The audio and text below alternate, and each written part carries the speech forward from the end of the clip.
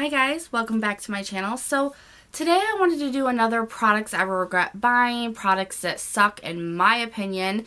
This is just my opinion. These are things that just did not work for me.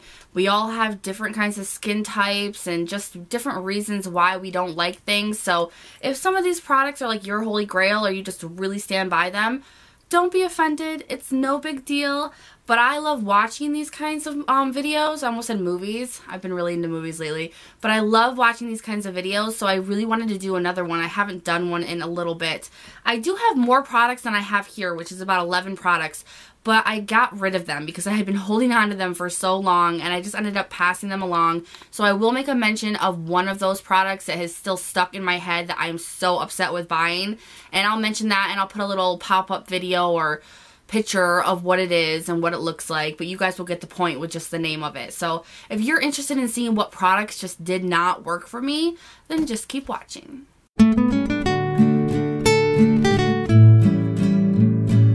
Alright, the first product is Biore. Now this is Biore's charcoal pore strips. I first heard about this just a little while ago and I was so excited. I like things that are charcoal just because I have oily skin. They're great for blackheads and they're really great for like deep pore cleaning. So I like the regular Biore strips, so I thought, you know what, these are probably going to work 10 times better.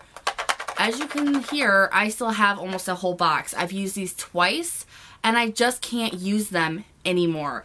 They leave a black strip of a line where you put these. I tried them on myself, I tried them on my husband, and they leave a straight up black like line. And the other ones, the normal white ones, they harden up quick, and when you go to rip them off, it feels like your skin's coming with them. And that may suck, but that's how you get the blackheads out, because they're stubborn little suckers. This didn't, it took forever to harden for me, and then when I ripped it off, it was just easy peasy, and nothing came with it. I had less blackheads come out with this than I did the normal ones. So I really, and these are more expensive, so I kind of find this a big waste of money. They were a total fail for me, and I want you guys to let me know if you've tried these, what you guys think, because I personally just am not feeling these at all. The next thing is something that while I was painting my nails today, I got a little bitter. This is something that I recently purchased, and it is the Salon Perfect Nail Art in black, I believe. Yeah, black. And this is just one of those things that you can do like dots with or stripes with on your nails. It has a really long, thin kind of applicator. I got this maybe a month ago. I've used it once. Now, as you guys know, I have a lot of nail care and nail polish, so I know how to store them. I know how to not make them dry out or not ruin them. And this, I went to use it today for the second time, and this is what happened to it. I don't know if you guys can see this, but it is a complete fail. It's a complete fail. And I'm sorry that I'm looking off, but we're trying a new filming setup and I can see my face and I'm not used to it. So I'm like, This is so dried out, obviously bent over, and there's just pretty much no product in here. And I had the cap on tight. I was doing everything I was supposed to do and it just didn't work out. Now I tried the white on my nails, on the accent nail, and even the white one is almost dried out. It's still straight, but it's almost dried out. So I'm like, what the hell? Because these weren't cheap. I've bought $1 cheap ones called Art Deco, I believe, and you can get them at any dollar store, or I'm pretty sure you can get them at shopmissa.com, things like that, and they lasted way longer. So I'm like, I'm never purchasing the Salon Perfect Nail Art ever again. The next thing is something that I think may have been mentioned in my last video that I did on this, products I regret buying, but I got a lip liner for it. I've been trying it out and it's still not working, and it made me so mad. It is the Urban Decay, and this is their Lipstick Revolution line, and this is in Shame. And this is a very, very dark, vampy lipstick. I went through, I think it was last fall, I went through a phase where I wanted to find the most darkest berry I could find. While I was in Ulta searching, I found this, and I believe it was $20 for this lipstick. I believe if it was more or less, I'll put it up on the screen. but I can't work with this. Not only is it so dark, it's a little bit patchy. I can never get it, even with a lip liner, I can never get a straight line on my lip. It always like comes off and feathers out, and it just transfers on everything. Everything. By the end of the day, even by the half of the day, by the half day mark, this lipstick is all over my face, it's all over my hands, it's all over everything. Beautiful color, beautiful packaging, but the formula on this lipstick is butt. Like, I don't like it at all, and I keep it because it was expensive. It is a high-end lipstick, and it's not something that I just want to throw out. So I'm really kind of upset about this. I do want to try out the lighter colors in this line because I've heard so many people say how great they are. I think it's just this lipstick, how dark this lipstick is, and it's just not working. It completely feathers or patches. It's dark in some spots, light in others, and the more you put it on, the more it's going to feather. So it just doesn't do anything for me at all. Moving on to some concealers. The first one I have talked about, kind of regretting, and that is the NARS concealer. Now, this is not the Radiant Creamy Concealer that everybody keeps talking about. This is just, let's see, it doesn't really have a name. It's just their stick kind of lipstick concealer. It's in vanilla, and I got it off of All Cosmetic Wholesale, I believe. They didn't have the Radiant Concealer on it at that time. They do now, but they didn't at the time, so I thought I would try this out. It is just such a dry formula. Like, I have to press so hard to get any kind of color. It doesn't blend out, and it's super dry. I am a really, really oily person, so dry things usually tend to work out good for me. This does not work out for me. I've tried it on just like spot areas. I've tried it under my eyes, and it just kind of flakes off. So this is something that I'm probably going to end up tossing in the garbage, and I'm not very happy about it because even on that site it wasn't cheap, but it just isn't good. Like, I don't know. I may keep it just for like Halloween tutorials or any other kind of tutorials that I want to do. I feel like I'm saying tutorials like really messed up. But I might save it and actually use it as a lipstick to like blank out the color of my lips. I have to find something to do with this. I just regret purchasing it. If I had known, I would have never got it. The next one is the CoverGirl Ready Set Gorgeous. I heard so many people talking about this, and I got mine in light medium, and I still need glasses. But this is so light. Now, it's really, really creamy, and it is okay, but it's chalky. And I hope you guys understand what I mean by chalky. But it's super chalky, and it doesn't blend out very well, and it just leaves my under eyes stark white. I may need a darker color, but I really wanted it for brightening. But the concealers that I like for brightening, they don't make my under eyes stark white. They just make it look brighter. And this just makes me look like I put white eyeshadow under my eyes, and I never like the way that my under eyes look when I use this. So it's definitely not something that I use ever, so I definitely regret purchasing it. And the last concealer is something that I've bitched about before, and this is the Urban Decay Naked Skin. I got it in way too light of a color, and I thought that was the problem, so I went down a color and went to the shade Light Neutral. I think I had Light Fair before, or Fair Neutral, but it was way too light, and so I went down a shade, and this is just crap.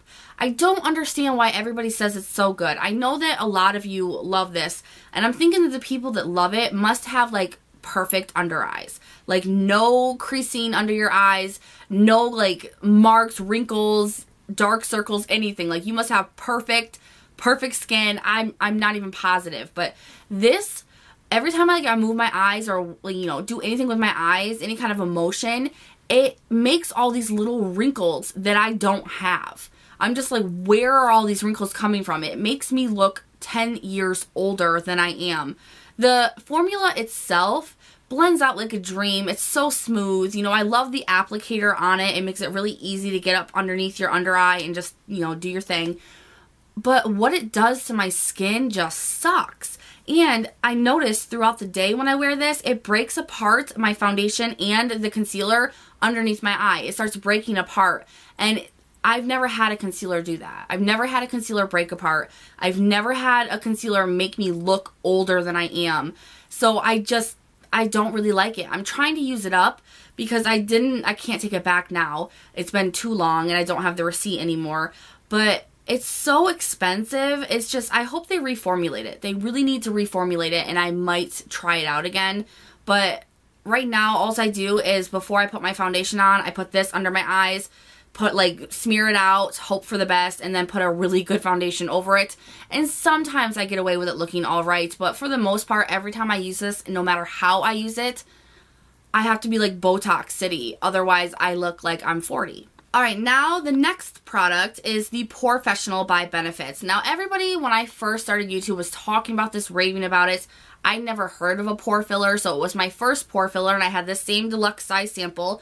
I've had like 3 of these and a full size, and I just don't care for it. It's not a horrible product. It's not horrible by any means, but it does, for me and my oily skin, it does make me more oily, and it breaks apart my foundation. I only put it here and on my chin and right here in between my eyebrows. So I know the difference between those areas and the rest of my face when I put my foundation on. It breaks up my foundations only in the areas that I use it. So I know that it's not my foundation. I've used it with tons of different foundations. And it doesn't do anything for my pores. Not a damn thing. The NYX Pore Filler worked better than this.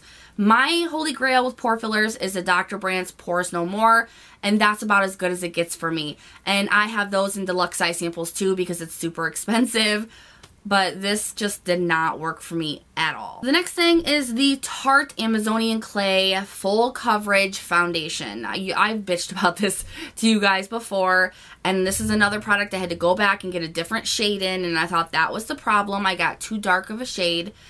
This is just so thick. I just can't work with it. And I usually like thick foundations. I usually like them, and because they have better coverage. This doesn't. I don't get where they're saying this is a full coverage, because I've used it every way you can, with my fingers, with a kabuki brush, with a sponge. I've tried every way. This does not cover up my freckles at all, and that's the only reason why I like full coverage foundations, is to cover up my freckles. And I know some of us love our freckles, but I'm not one of them, especially in the summer when they get out of control. But this doesn't do anything. It doesn't, no, it's just, it's not good at all. It's heavy on your face. It has barely any coverage. And I just don't like wearing it at all. It falls into every crack of a wrinkle that I have, and it just looks like a hot mess. I'm never okay with my face, like my makeup, when I use this. And I've tried it a couple of times, and it's just a no-go for me. The next thing is some eyelashes, and they are from NYX. And these, I think, are from the Wicked line. But I got them because I believe they were on clearance, and I wanted to try them out. I never tried the NYX eyelashes before. I hate NYX eyelashes.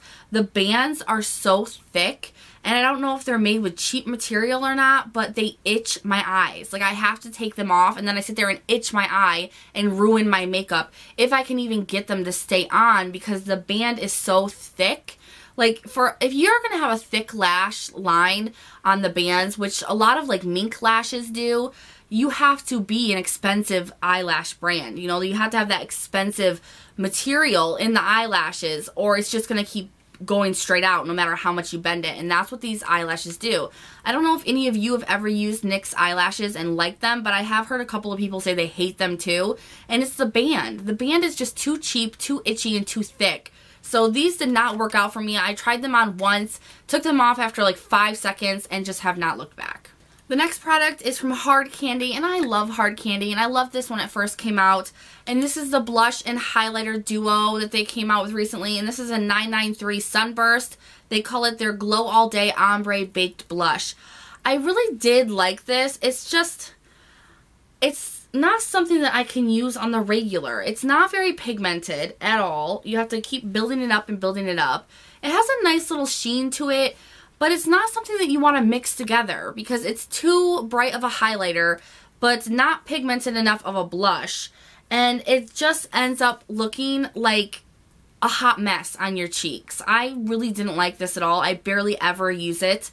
And it just sits in my drawer. And it is very pretty, so it looks good in my drawer.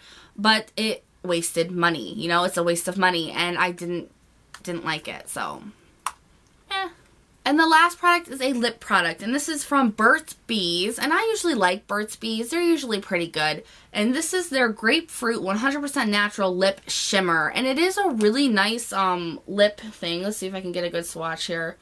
I I don't know if you guys will be able to see it. It is a really nice kind of pink shimmer, but whenever I use this on my lips, it burns my lips, but also completely makes them chapped. Like, I mean chapped to the point where they're breaking and there's blood. And that's never happened to me. I used this 3 times and was like, absolutely not. And the point of it is to moisturize your lips. It has all these oils in it, everything. It's supposed to be super hydrating. It sucks the moisture out of my lips so bad, and then it's just like this broken pink cracked shimmer on your lips, and it looks so bad. This is one of their new products, so I really hope they take this off the market. If any of you guys have tried it, please leave me a comment. Let me know what your thoughts are, because I was pretty shocked. I usually like Burt's Bees, but this was one thing that I am so regretting purchasing, and Burt's Bees is not cheap. So that is everything so far that I have that I regret buying. There was one other thing I wanted to just give a mention, and that was the ColourPop blushes. I absolutely love everything from ColourPop. Everything. I got one blush, and it was kind of like an orange toned blush, and it dried out within 3 days, and I had the lid on that so tight that I could barely open it. So I know that I didn't have it loose, and I just couldn't figure out a way to put it on my cheeks without it looking horrible. It was either like clown blush or it was patchy. I just could not get it to sheer out and look even. I couldn't work with it. I couldn't work with it at all. I really don't care for their face products or any of their eyeshadows that have to be blended out. I really don't like the blendability of ColourPop. I like them for just like lay down lid colors, and I like them for, you know, a highlight. I like to put down a highlight line and then go over it with a powder, and it will stand out to the stars, you guys. I like that. I love their eyeliners, their lip products. I love all of that. But the blush was the worst thing for me. I just could not get it to work.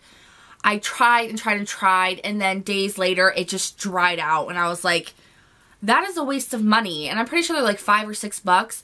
And no, that's not a lot of money, but it is a waste of money that I could have put towards something else. So that was really irritating. And I really actually wanted to ask you guys what you guys thought of the blushes. I know a lot of people are like, oh, I can blend out the eyeshadows and I love them. And, you know, I personally just can't do that. Maybe I don't have the skill. But I wanted to know what you guys thought of the face products. More like the bronzers and the blushes. Like, what do you guys think of them? Do you have a hard time using them? Are they easy for you? How do you apply them? That's my biggest question. So leave me a comment if you guys use any kind of ColourPop blushes or bronzers or anything like that, and let me know what works for you guys, because I really don't want to give up on ColourPop in that sense.